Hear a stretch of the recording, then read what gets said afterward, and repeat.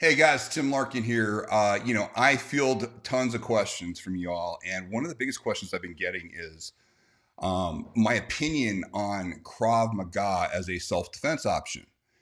And I'm hesitant to do that, but today I'm going to go ahead and give you my opinions on Krav and what I like about it, what I think are challenges if you train Krav Maga, and a couple of things that you need to be aware of to make sure that you get the most out of your self-defense. So that's what we're covering today. Now, before we start, make sure that you subscribe to the channel if you like this information, if you like the way we put this out. We need your support. Please share it. Also, if you like any of the videos, please share it with your friends so we can grow this channel. It's getting harder and harder to get the information out, and I really appreciate your efforts. So let's talk about Krav. Now, first, there's just a lot of parochial infighting when it comes to self-defense, reality self-defense, and everything. And that's not the goal of this particular video. This particular video for me is to kind of give you a background a little bit. Krav has an incredible history. This is Emil Lichtenstein, the founder. You see a picture of him, and it just has, if you look at the history of it, how it grew in, how it helped create the state of Israel, how, the Israelis used this information, the Jewish community before that, and how it was developed during, the early years of World War II and used, and then of course throughout all of the history of Israel. It's an amazing story, and there's some great practitioners in it.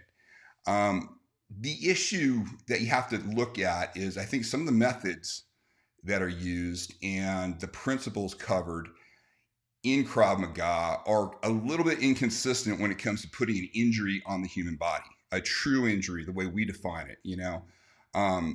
Also, the assumptions that you have to make. When I look at some of the training, some of the setups, there's a lot of inconsistency in the instruction when it comes to Krav. A lot of that has to do with the instructor program. You have some instructors that are absolutely amazing. They've gone through years and years. And then you have other guys that literally went through a weekend course and they start training. Now, obviously a weekend course instructor is not anybody you're going to want to, learn from. Not that they're bad or anything, but you want people that have experience. But let's look at some of the methodologies. Now, there's a couple of instructors that I picked. I've grabbed some random videos from YouTube and just want to share it with you. There is nothing against these instructors. They're great. It helps illuminate what I'm going to cover on here.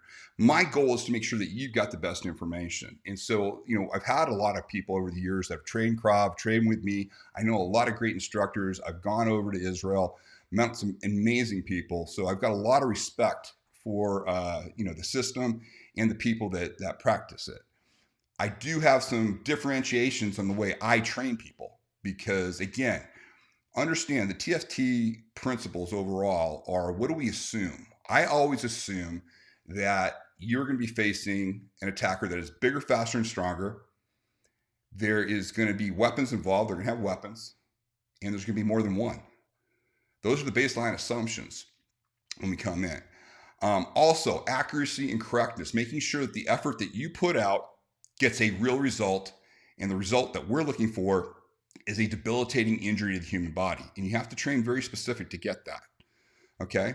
So the first video I'm going to pull up here is from an instructor. He's out of LA. The guy is amazingly athletic. He's incredibly competent, but I'm going to have you watch some of this, and I'll make some comments along the way when you look at it. Now, it's going to be a very impressive video with a lot of his, movement, but let's go ahead and play it for a little bit, and I'll stop as I want to make a comment.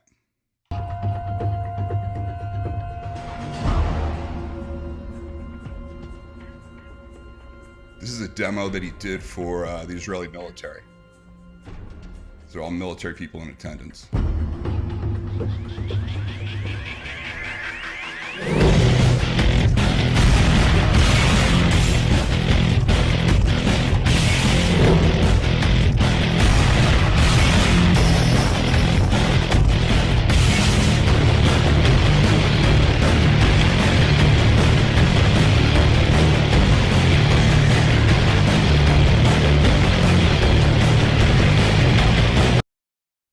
What are you noticing so far? Very fast movement, very static, back and forth, a lot of static striking, not a lot of body weight. and a lot of speed. Impressive amount of speed and impressive amount of athleticism. He has really good reaction partners, the people that are working with him. That's why he's able to go at the speed he's able to go, but he has to pull back on everything. And if you look at where his feet are, there's no deployment of body weight through the strike. And again, it's very hard to do that full speed. Why? If you hit somebody full speed with your body weight, you're going to get a real injury on somebody. Also, so far, a lot of the targeting is suspect. It's very random around the body. It's not into specific areas of the body. It's much more focused on going fast and looking impressive and being ballistic in your movement. So let's watch some more.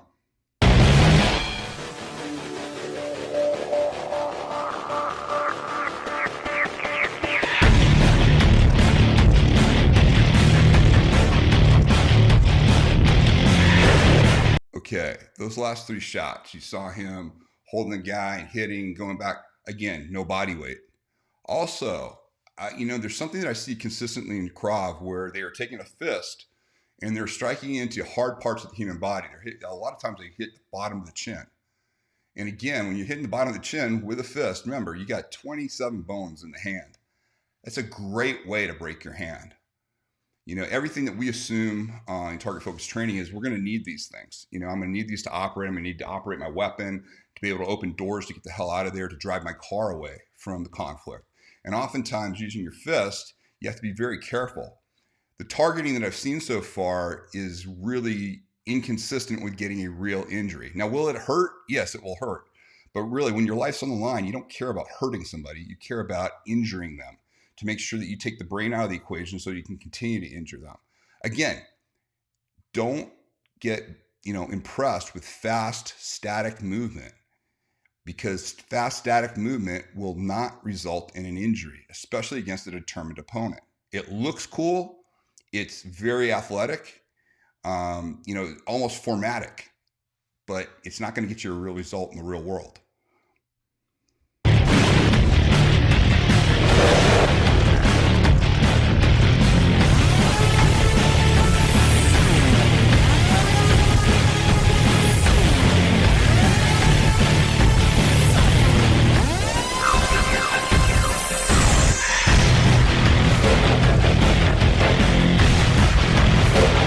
Okay, also, I've seen a lot of splitting the opponent, being in between 2 guys and doing the kung fu move of, 2 strikes at once. Again, very, very dangerous. Number one, not a good way to do multi-man, more than one opponent, not good movement or situational awareness. Looks cool, looks great in the movies, will get you killed in real life. But again, this guy's very athletic. And again, I'm not saying he's not a competent practitioner or fighter. I'm just saying that if a new person is going to use this information and this is what you're being trained out of the gate, again, this is all technique training. This isn't principle training. There's no overriding principles that have been laid out that said, hey, okay, what do we want to do when our life's on the line? What's the most important thing? And the most important thing is not to move fast and strike fast. It's to make sure that you're accurate in correctness. You want to make sure your timing's there, and you want to make sure that you're going to an area of the human body that's going to get a real result. All right, let's watch a little more.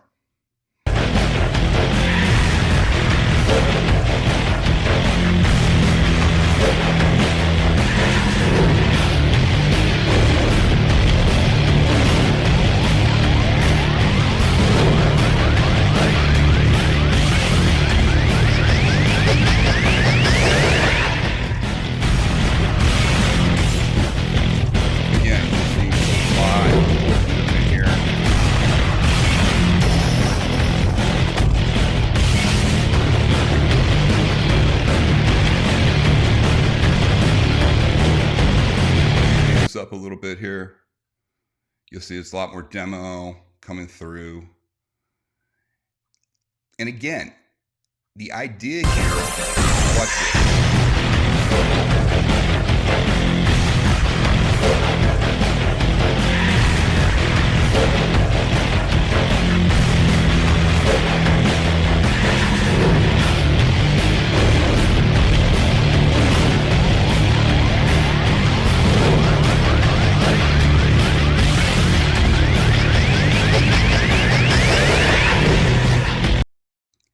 got awesome reaction partners. Again, a lot of times people sit there and say, oh, look at the instructor looks amazing. Usually what makes the instructor look amazing is when you have an amazing reaction partner, a person that can actually get out of the way and take the strikes, especially for demos. That's why you have to be very careful to only watch training and not real violence. When you look at real violence, it doesn't look like this at all, but it's impressive. And again, it's athletic. Let's watch a little bit more.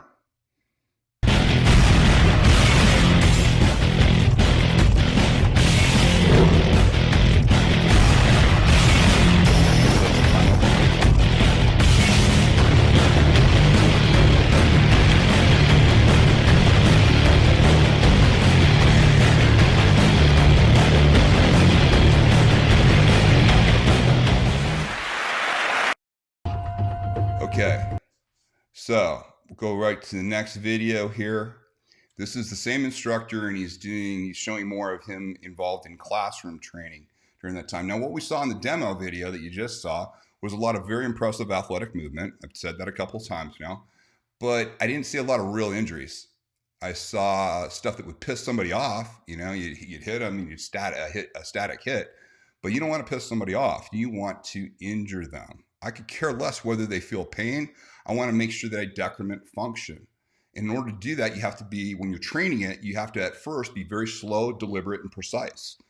I didn't see that. I didn't see a lot of real precise strikes here. So let's watch on how they train and some of the things that they do. And I'll be able to explain more of what looks. Because what I'm trying to get you to understand is that you don't want to rely on being bigger, faster, stronger. You don't want to rely on athleticism, because I assume whoever you're up against is always going to be bigger, faster, and stronger, right? And again, I'm talking about weapons. Did you notice in some of the takeaways there, did you notice that the focus was on getting the weapon away from the person?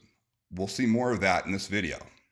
Okay, guys, hey, I've decided to do this as a series. So this is part one. This is where we're going to stop for today. Tomorrow on part two, we're going to see more demonstration. We're going to see exactly how they, go into like takeaways and the way they look at things, and then we'll make our critiques that way. Again, I do think Krav is a great martial art with a lot of history behind it. It's just, I get these questions and I want to make sure that you understand the idea of accuracy and correctness. And we're going to go more into that tomorrow. So, hey, thank you very much. Remember, please subscribe to the channel. If you'd like to get more of this information, way more in depth, go to surviveviolence.com and sign up there. A lot of free content, really good. Thank you for watching. Look forward to part two.